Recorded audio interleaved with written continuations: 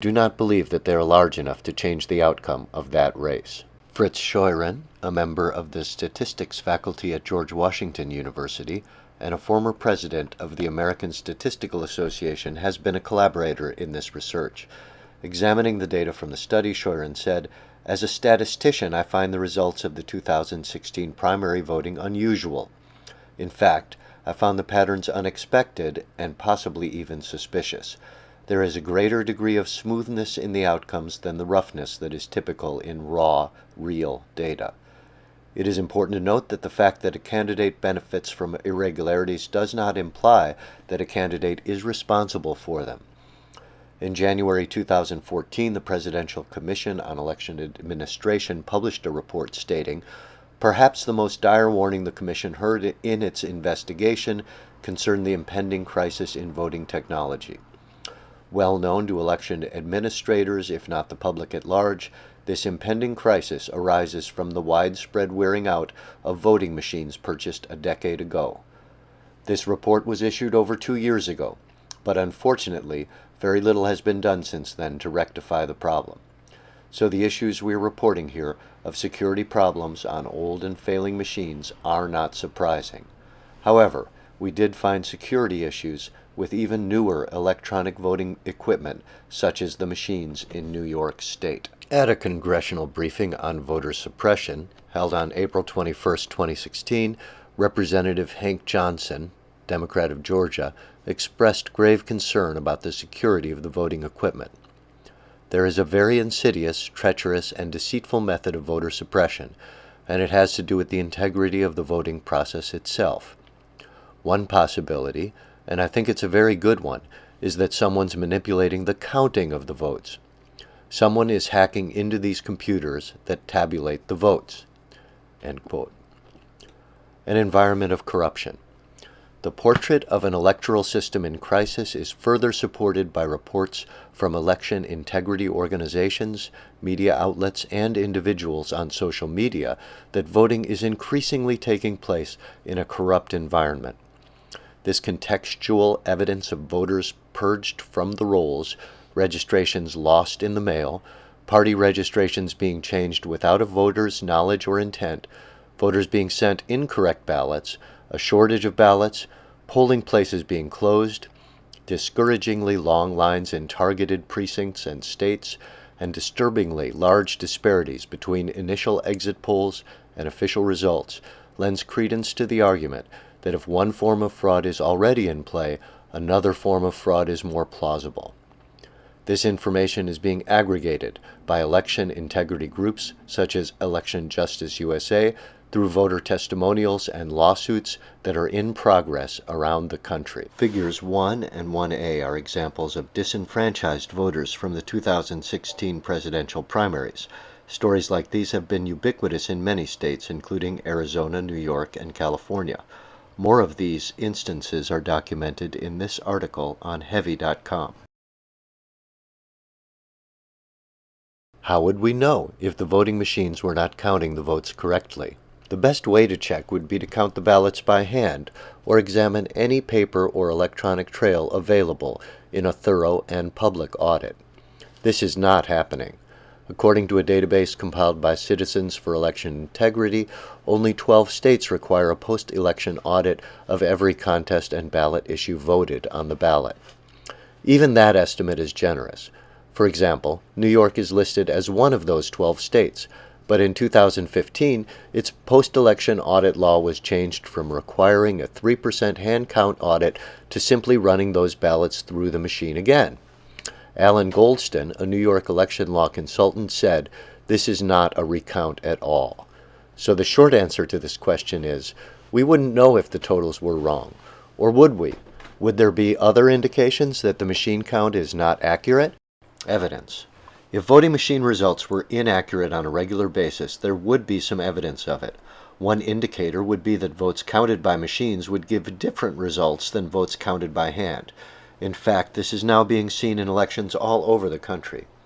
In the 2016 Democratic primary in Kings County, New York, which is Brooklyn, a group of affidavit ballots were hand-counted by a group of volunteers. Comparing the hand counts with the machine counts, there is a noticeable difference as seen in Figure 2.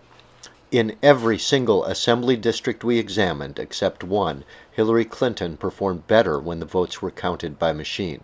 This is a small sample of the overall ballots cast, but the consistency of the results makes a convincing case that something is amiss. Figure 2 shows how hand-counted ballots show a consistently higher return for Sanders in the 2016 New York presidential primary.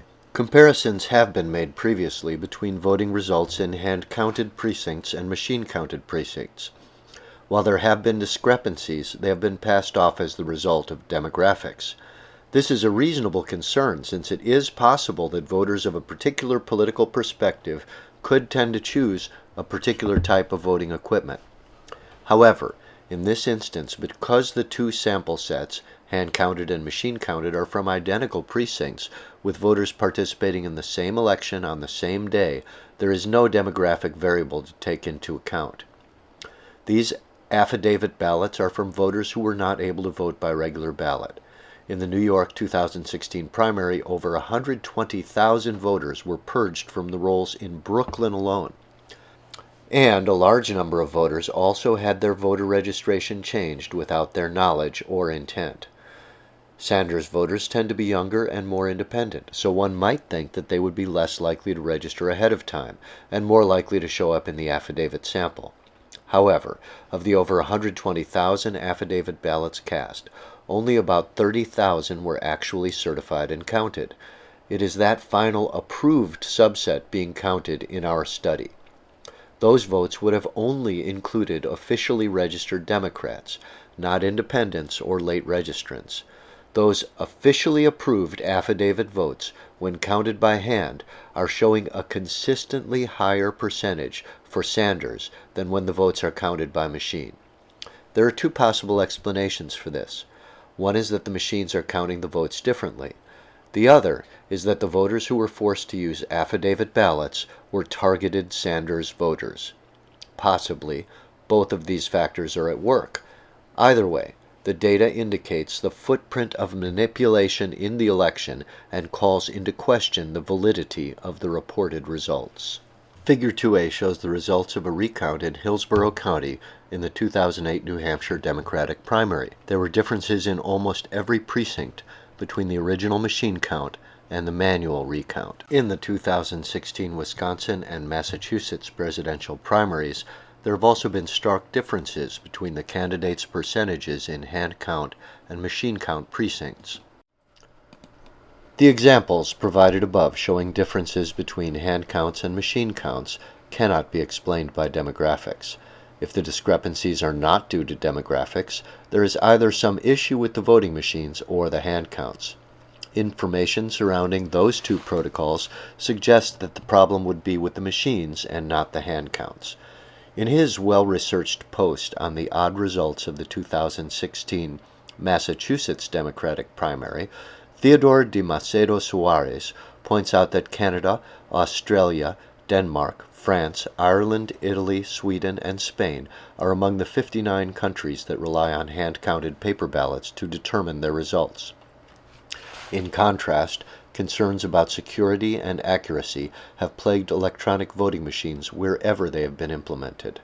In 2009, Germany's highest court banned the use of computers in the voting process, amidst concerns that the process was not transparent. Jonathan Simon, a Harvard-educated attorney who is the co-director of the Election Defense Alliance, says on his website, "There's virtual unanimity among the experts who have studied electronic voting machines that insiders or hackers can change the results of elections without leaving a trace." He cites studies from Johns Hopkins, Princeton, University of Michigan, the Brennan Center for Social Justice at NYU, the states of California and Ohio, and even the U.S. Government Accountability Office to back up his claim. J. Alex Halderman teaches computer and network security at the University of Michigan and has successfully compromised numerous voting systems. He paints a vivid and unnerving description of one hack. Within 36 hours of the system going live, he says, our team had almost total control of the server software, including the ability to change votes and reveal voters' secret ballots. Halderman points out that the threat to our elections could be coming from political players inside our country or even from abroad. Testifying before the D.C. Board of Ethics and Elections about one of his many voting machine hacks, Halderman makes it clear that the risks are not theoretical. While we were in control of these systems, we observed other attack attempts originating from computers in Iran and China. These attackers were attempting to guess the same master password that we did, and since it was only 4 letters long, they would likely have soon succeeded. You can view Dr. Halderman performing a successful hack on a voting machine in this clip from the documentary Hollerback, Not Voting in an American Town. We have had election fraud. There's a lot at stake. Control of the American government, control of the economy, control of the military. When there's a lot at stake, there's an incentive to fraud. The difference between our history of fraud and computerized fraud is that with computerized fraud, you can set up a program that basically gives you the number of votes you need, switches, deletes, adds, without leaving a trace. Computer professionals pretty much agree that the system is tremendously vulnerable. I'm Alex Halderman. I'm a graduate student at Princeton University. I'm Ari Feldman, and I'm also a graduate student at Princeton University. My interests are computer security and technology policy. This machine has 2 locks, one that covers both the power switch and the memory card slot. And the memory card slot is really all that's needed to introduce malicious software on the machine. Who is responsible?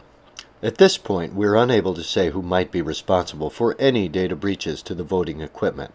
There could be any number of independent players who would benefit from the victory of a particular candidate and would be willing to take action to influence the results.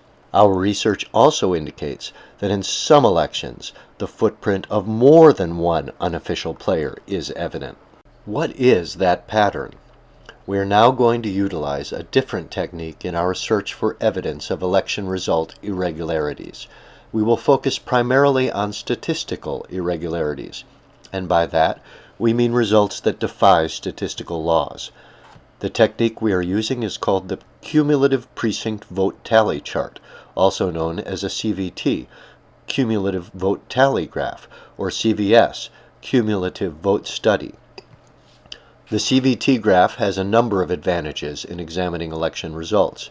Exit polls and the discrepancies between them and the official results have received a lot of attention in the 2016 presidential cycle. The CVT graph uses actual votes and not post-vote surveys, so the results are more conclusive than exit poll comparisons. Secondly, although it is based on solid statistical protocols, it does not require statistical training to understand, and is therefore suited to helping both the statistical and non-statistical community fully grasp the large distance between the vote totals currently being reported and the statistical norm. Third, statistician Beth Clarkson explains that election data tends to have a lot of noise. She likes the CVT analysis because it allows you to see a trend that is difficult to spot in a noisy data set.